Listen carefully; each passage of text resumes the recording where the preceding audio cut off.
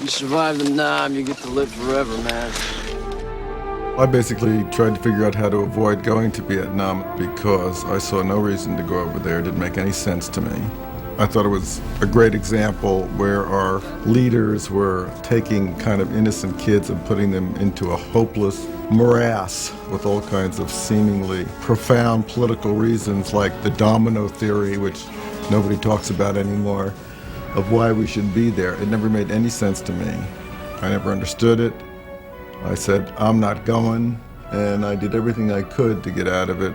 Went to the draft board. I took all kinds of things to make me allergic because I wanted to be wheezing. I said I was a member of left-wing organizations. I was a homosexual. I did everything in order to get out. And they finally looked at me like I was nuts, and I got out. But that was early. That was like in the early 60s.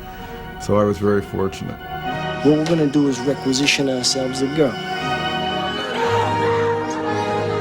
Patrick, this is nuts. It's what armies do. Oh, we ain't Genghis Khan. Hey, you're the one who's nuts, man. You're taking your turning. No. I ain't doing it. Everybody else is up for this. You think you're standing up to me? Who the hell do you think you are? Be advised, you best just relax and try to forget about this thing. You probably like the army, don't you, Erickson? This ain't the army, Sarge.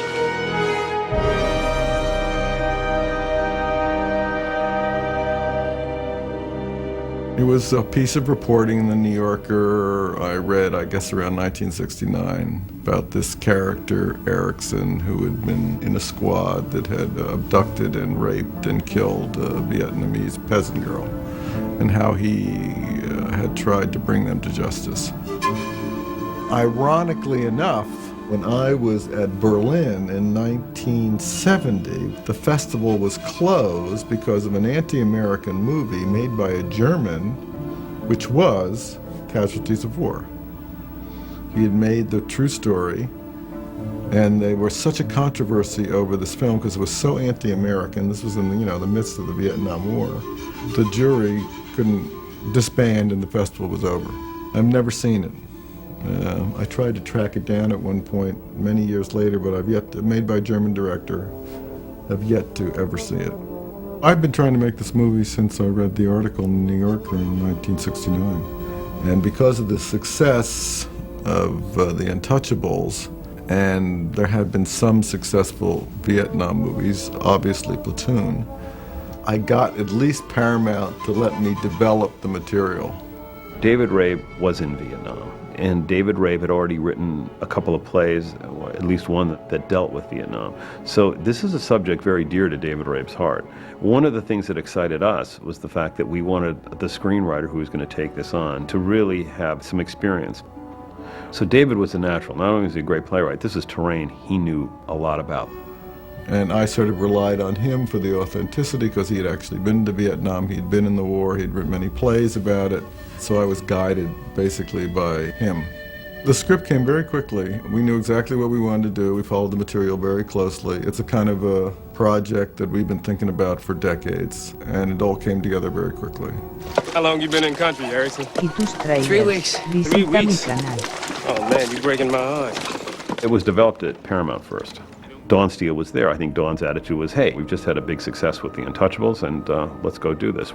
I mean, I think she knew that the material was problematic. When we finished with the material, I think there was a reluctance to get it made at Paramount because of the darkness of the subject. At that point in time, Dawn Steele moved to Columbia, and when she was there, she said, look, you guys still want to do this? Bring it over here. Let me get it and turn around from Paramount. So Dawn deserves a lot of credit. And not only was Dawn responsible in bringing it to Columbia, but she was extremely supportive in terms of letting Brian make the movie he wanted to make.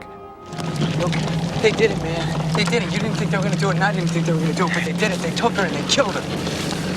What, the girl? They did it? Oh, man, this ain't supposed to happen. Michael embodied a kind of American innocence, even though in fact he is Canadian. He looked young enough, and he has a kind of integrity to everything he does. And he's a delightful guy to work with. I mean, it was a big challenge for him, and he looked upon it as an opportunity to move in a different area in his filmmaking career. And we were very fortunate that Dawn had a relationship with him because she used to work for his company, and he read the material and responded to it quite positively, and we never would have gotten the movie made if Michael Fox had not said he would star in it. I think that everybody had a certain amount of courage because they felt the story had some meaning to it. Michael J. Fox took a chance, certainly, in playing the kind of part that no one ever would consider plausible for him. Brian taking the chance of saying, yes, I can make this work with Michael J. Fox. And Sean saying, I'm going to go along with this. I'm going to give it a try. I think it's going to work. You know what this bullshit's about? The fucking Kong's in town tonight is why it's off limits. Charlie's in the whorehouse. I think what was interesting about Sean and why he brought so much to the movie is that Sean understood the tragedy of this guy. Sean took on the, quote, villain of the piece with great thoughtfulness and great heart. I'm sure, without ever asking Sean, in his mind, this was a loyal, good, tough soldier. This is a guy that when he was 15 was probably the leader of the kids in his neighborhood. He was, probably captain of his football team. He was not a guy who was part of a gang or something. I mean, he was a guy that really turned. I mean, he had maybe some of those things in him, but it took confronting Vietnam to go bad. And so I think Sean brings enormous thoughtfulness to a truly tragic antagonist, Motherfucker, you think you're standing up to me? Ah! Sean kind of responds to the material. He either likes the material or doesn't like the material. And he has had a long relationship with art. Art started him in his career, basically. And he just read the script and wanted to do it, and that was great for us because he's one of the great actors of his generation, and the combination of Michael and he, I thought, would make a very exciting movie. We have to sort of pay a tribute to the casting director, Lynn Stallmaster, because there are no Vietnamese actresses. The Vietnamese that came to this country did not go to acting school, and there are not too many plays where Vietnamese actresses can act in, so it's like there are no Vietnamese actresses. But I didn't want to make her a Filipino, I didn't want to make her Chinese, I didn't want to make her Japanese, I wanted to make her Vietnamese. So we literally looked all over the world. Lynn went everywhere. And we found a whole bunch of, obviously, immigrants in Paris. And Twee had seen a casting notice on she was just a high school girl, I think. And had just seen a casting notice, and she wanted to meet me. She'd, liked my movies or something, so she just came in order to meet me. And I put her in a couple of improvisations, and she was remarkable. I think having a girl as part of the film actually changed the spin on it a little bit. It was, people like to think of war as about men, and suddenly you see this helpless girl on the set and it's all wrong. Everything feels wrong, all this equipment and all this, all these guns and all of the muscle of war. Reserve, man. He's unbelievable. I mean, what we're doing, it's fantastic. We were in Chicago, and that's where I found John Riley. I would put together a unit, a secondary squad of very good actors to just be there in case we needed, some lines thrown in from Americans. They would just stay through the whole shoot, and one of them was John Riley. Is that a farmer diddy bopping down there, or is that VC? Where? Right there in the pool. And then I was having some problems with the guy I had cast to play the part. He was playing it in a way that I felt was a little goofy. And Art kept on saying, what do you want to do? What do you want to do? And I said, I don't know. I think I can make this guy work. And he said, well, you better make up your mind because if we should change him, we should change him now. So literally, we'd let John Riley go home. And it's like a 24-hour flight back to Chicago from where we were in Phuket. And he literally stepped off the plane in Chicago and got a message from me to get back on the plane and come back to Vietnam. And he literally got back on a plane and flew another 24 hours. Stepped off the plane, and I had him shooting a scene that morning, where the scene where he says, we're like Genghis Khan, and they're walking up on the ridge together. It's just like Genghis Khan, man. And he was a delightful character actor, and the same thing with John. I found him in New York, and again, we brought him over as part of the squad. I've been very fortunate in, going into Chicago or Boston or even London. Finding people when I'm trying to cast a movie and looking all over the world, basically. That was very true of Casualties of War. We sent them to training school. Dale Dye was there. He trained the soldiers in platoon. Dale would take them out and train them like he was training a squad of recruits. You on my frequency? Yes, sir. You fucking maggot! And then we had another, a little more crazy guy that I finally had to fire, who was just too crazy. I mean, they were coming in hurt. I had actors, you know, with all kinds of Kitustrailers. bruises. Visita And mi then canal. one time, I looked at these actors in the morning rehearsal. They were all exhausted. And I said, "What are you doing?" And they said, "We were doing night assault, amphibious assault." And I said, "What?"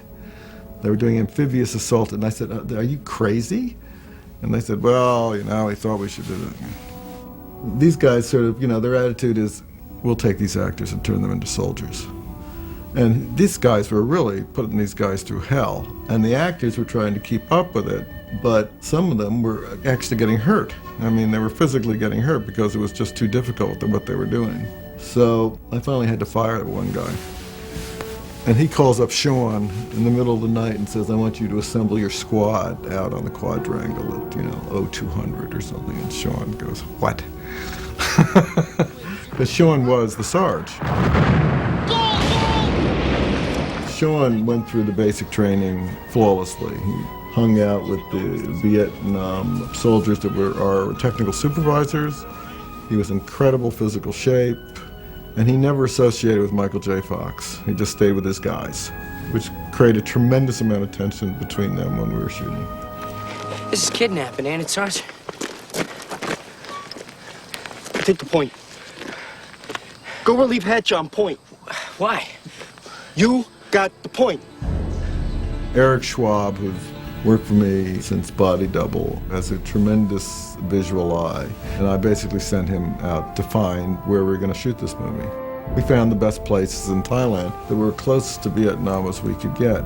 I wanted to make it as authentic as possible.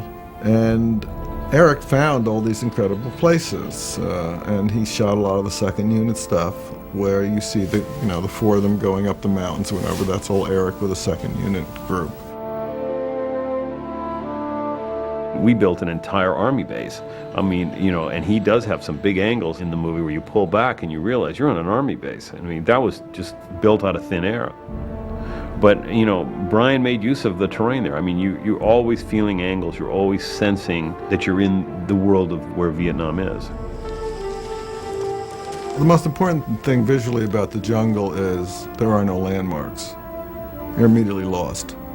And the jungle at night is your worst nightmare. And there's never been a darker dark and a more terrifying place to be. Okay, Eric, instead of Claymores, go left flank. It's like you're flying around in outer space. You have no bearings. And which is very much like the Vietnam War was. You couldn't tell the good guys, was he a Viet Cong? Is he Vietnamese? Is he on my side? Is he on their side? There are no signs indicating which way to go or who to believe. Saw a gook, Sarge! One of them gooks from the Ville! What? You recognizing people in this shit? Man, I saw him! And then I got this idea of this sort of ant farm where you sort of, you know, when you fall through the ground into the tunnels, which is even more of a scary place because now you're in a dark tunnel and there's a whole world down there that's beneath the sort of nowhere of a world you are above. What Brian does is always in the course of a movie there's 4 or 5 sequences that really excite him visually. And he spends an enormous amount of time planning and strategizing how they're going to unfold. And so I guess what people, when they look at his best films and say, God, how easy that must be, I mean, I don't think they realize how cleverly intricate they are and how much time Brian spends in the planning of them.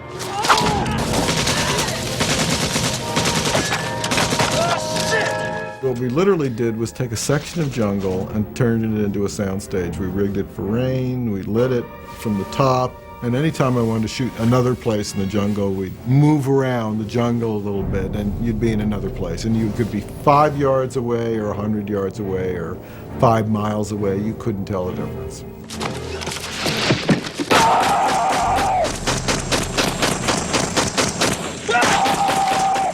The dilemma that's set up in the beginning of the film right away, that Sean Penn rescues Michael J. Fox, And in the end, Michael J. Fox, of course, informs on Sergeant Meserve because he's done this heinous crime. Maybe if you had been there, sir. Maybe if you had heard her screaming. So along the way, we get a sense of Sergeant Meserve, who really seems to be a soldier, and a good soldier, certainly beginning doing the job that he's sent to do. He changes because of the environment he's put in, and his craziness or his sadism or whatever really gets to come out. Take it easy, man. Yeah, that was easy. At the same time, Michael J. Fox is just this innocent put in a situation. Wouldn't do it, would you? Bring your girl? Are you crazy? This is the one, Sarge. She's the pretty one. Take the pretty one. The abduction was so heart-wrenching when they abducted her from the village. It's just hard and impossible to watch. It's just so moving. And you know where it's all headed. I mean, Sean's character sort of laid it out right from the beginning. Because what we're gonna do is requisition ourselves a girl. Little portable iron arm. And you sort of give him his motivation because he lost his buddy to these guys. And this was his way to revenge. We're gonna interrogate the prisoner. This isn't right. But Erickson didn't want to participate, and of course they branded him a coward and challenged his manhood. Oh, what's the matter? Don't you like girls? Having you guy a pair, is that your problem? And then there was, when the inevitable is going to happen, how do you show it? I had never used a really big close-up in the movie, and I thought this point-of-view shot of him sort of watching them, you know, with these lap dissolves, each one going in and having their way with this girl. It's a reoccurring theme in my movies of the character that's powerless to do anything. And it's what happens in life a lot of the times. You see horrible things being done. You know if you try to prevent them, you put your own life and career at jeopardy. But you have to live through the pain of not doing anything. In the actual point of view shots, from Erickson's point of view, we used a body double because nudity in the Far East in this area is verboten. Girls just aren't allowed to do it. So we had to get a body double to double her in those sequences. So Tweed had to play the emotional things after she gets beaten. I'm saying, I'm going up there, man. Erickson, you stay here. You know these terrible things have been done, but you have not seen her. You know she's been beaten and raped, and then suddenly you have to confront what you have not been able to prevent in the most intense way imaginable. You were there right next to her, and she turns around and you see this beaten, swollen, hysterical little girl, and you think, oh my God.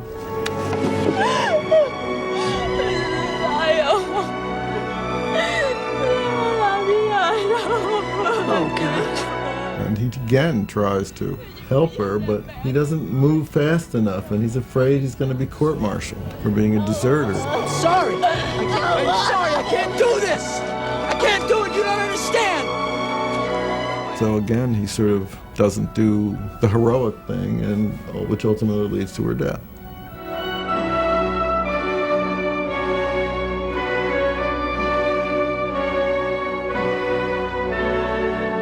I do remember we found this spot, and it was about an hour and a half from Bangkok, and it was the original bridge on the River Kwai. For all kinds of reasons, visual as well as historical reasons, we said that's the place. It was a very harrowing shoot. And I guess the worst thing about it was the material. It was so relentlessly tragic. You knew this poor girl was ultimately going to be killed, and that's where it was all headed. It just weighed on you, just day in and day out. We gotta waste her, Sarge. She's gonna get us lit up. Many of Brian's films also are quite musical, if you will, in that they have a certain pace that goes very quickly and is very big and draws your attention visually, and then slows down a bit to allow you a moment to rest before it brings you into the next part. Kitustrailers, visita mi canal.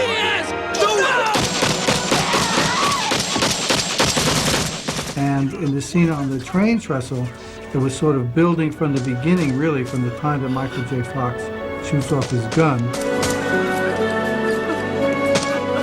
And then watching her struggle her way along the train trestle. And when Michael J. Fox was running down, trying to intervene. And then there's a moment when they decide that they're going to shoot her. There's this moment that's sort of really suspended animation. They don't really want to do it. They sort of know they have to. And then it's Hatcher, I think, who begins. And then it's just this cacophony. And then suddenly it's all sort of relieved by this wide shot.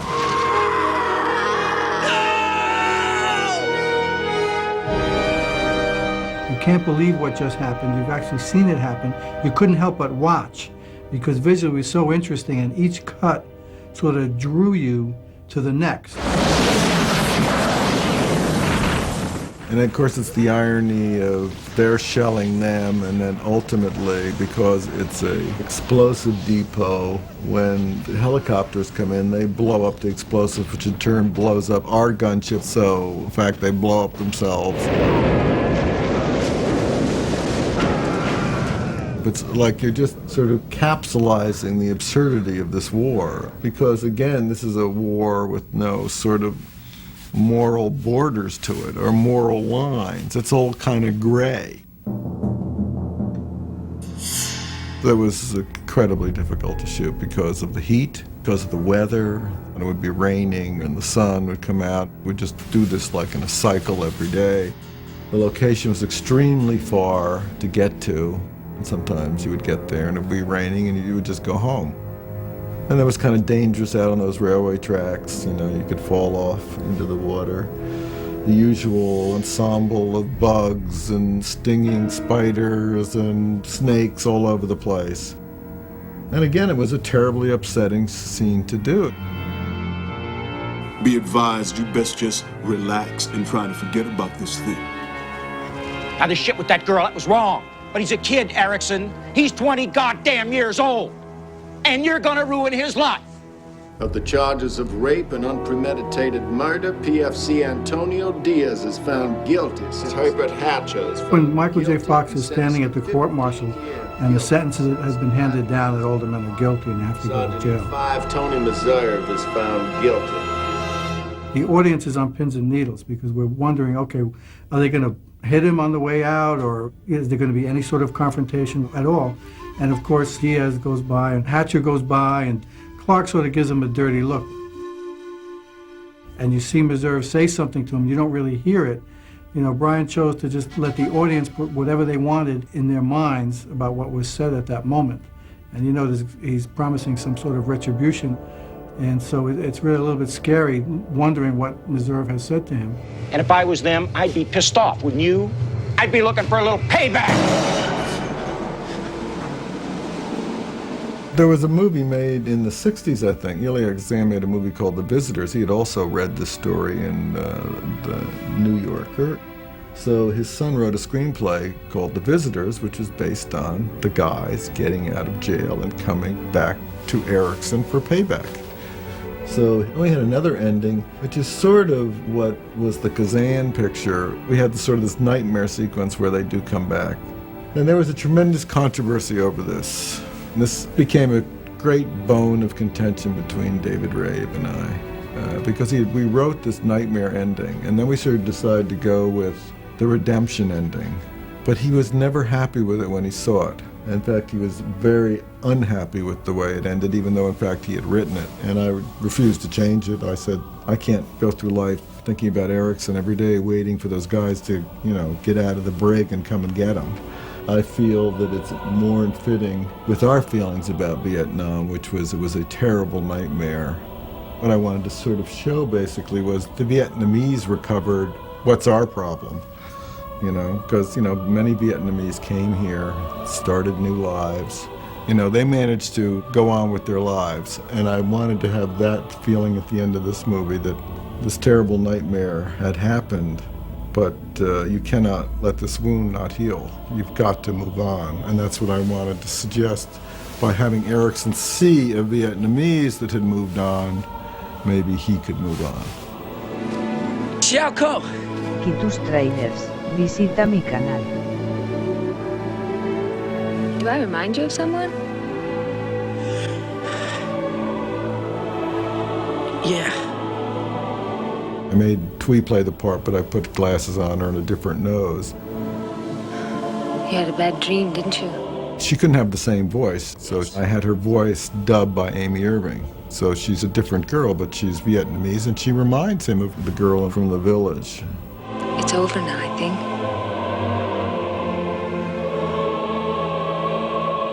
Once we sort of get those emotions and that visual storytelling to a point that Brian's comfortable with, then he likes to put in some music to add another element. In Casualties of War, we were editing before we had computers, so we, as we often did with his films, we would copy onto the magnetic film pieces of score of other movies that he had selected from his discs at home, and then we would try them against the scenes. Many of them were Ennio Morricone's music, like from The Thing and some other films. The effect of using this temporary music also was a way that Brian could help indicate to the composer, in this case Ennio, the places where he wanted music. In the scene where Michael J. Fox is in the hole and the guys in the tunnel approaching him, there's a tension music there that's very specific and yet very exciting in a visceral way. Oh, thank God! Ooh! Okay, ooh! Yeah, come on,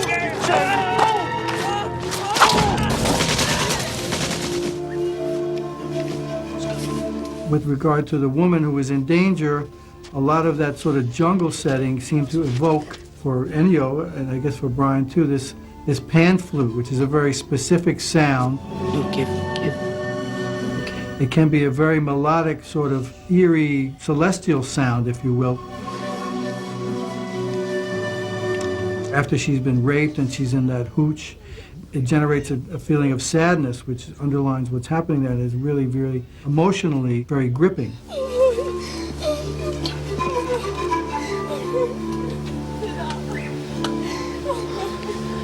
No more. In a couple of parts of the film, especially in the end where the end credits are, Ennio had these voices, this chorus, as another musical element. These type of voices contribute a little bit to the hopeful feeling. For me, it evoked so many of the souls of the people who were killed in this war, and yet it helped us feel like we were rising above it and changing, and these voices created a good feeling, and I think that was very important to the ending of the film. Sad, but yet somewhat hopeful. There was this 1 minute, you know? I had this chance. I could have got her out of there. I thought it was a remarkably good movie. Once I saw it all put together, I went, oh my God, it's a remarkably good movie, and audiences are going to have a tough time dealing with this. No one wants to think that young American boys can turn so evil in such a short time. It's a hard pill. You drag her out there and rape her! And then you blame her for coughing, so you kill her! This was a tough story. And so it was interesting to see Brian at that stage of his life, you know, wanting to take the tough road. I'm glad to see that some people are now sort of looking at the movie and going, oh, wait, this was really good. We didn't look carefully enough. And they take this girl, they tie her up, they drag her out, and they fucked her and they killed her, man. This ain't supposed to happen. Casualties of War is a film that has a very, very strong point. There's a strong point of view, and it has a lot to say about the horrors of war. I felt very good that Brian was pleased with it, that he really thought it was a good film. And so maybe it wasn't the big box office success, but I think that, as so many of his films are, that people on second viewing or second consideration start to understand that as a filmmaker, his films are just so intriguing that you can't help but want to be interested in them. Watch it. God, very good, guys. I'm very proud of it. I think it's a great blending of my particular style with a great screenplay and a great story. And I feel I understand that war better by seeing this film. I've heard a lot of fucking screaming in this country. Most of it's come from wounded American boys.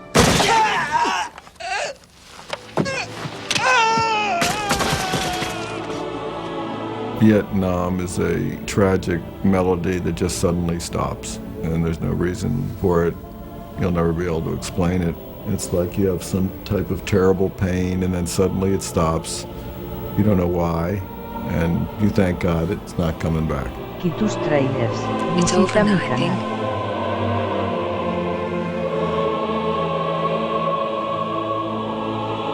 Ciao.